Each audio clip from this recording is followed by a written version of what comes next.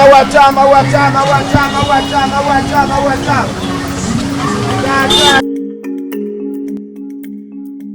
Biashara mwaka kweli imekuwa ngumu sana. Unajua changamoto ilikuwepo kwamba watu wengi sana wamekimbia mjini, alafu kuja kuchukulia kwamba shughuli ile mambo ya maandamano watu wengine wameogopa.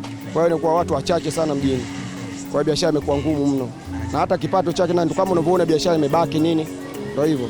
Maana leo ndio finali leo. Kusema kweli hali ya biashara kidogo kwa mwaka huu inakuwa ni tofauti na miaka yote. Mwaka huu kidogo biashara imekuwa sio sana. Kama unavyoona miti ya Christmas hapo. Kwa siku zote tunafanya biashara nzuri, lakini sasa hivi imekuwa kidogo biashara sio. Na changamoto ipo kwa sababu gani? Changamoto kubwa ni kwa sababu ya miti ile artificial imekuwa mingi sana. Zamani tulikuwa tunauza miti mingi tu, unaweza kuuza miti karibu 100, lakini sasa hivi ninavyokuambia hapa nilipo tumeshusha miti kama 80, tumeuza miti 5 tu. Biashara hamna na watu hata hawaonekane wale ambao walikuwa wanakuja kununua. Wengi wamesafiri kwa sababu ya changamoto iliyotokea hapa siku za karibuni, wengi wameondoka kuna mikoani. Sasa hivi ni tofauti na mwaka jana. Mwaka huu imekuwa ngumu kidogo kulingana na mazingira kama unavyoyaona.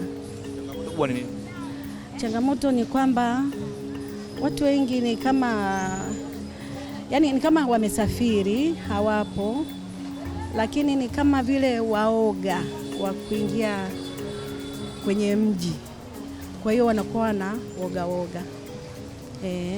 Kwa hiyo kwa biashara kwa nyinyi inakuwa ni nzito. Kwa sababu watu hawaji kwa wingi ule ambao tunajua miaka ya nyuma.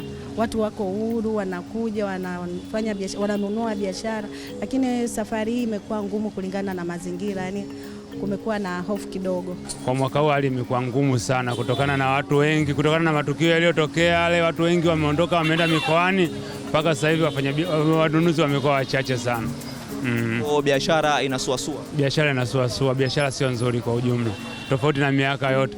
Bidhaa mpaka leo zipo nyingi na leo ni tarehe 24, maana yake ni siku moja tu bado Christmas, lakini mzigo bado uko mwingi sana. Ndio.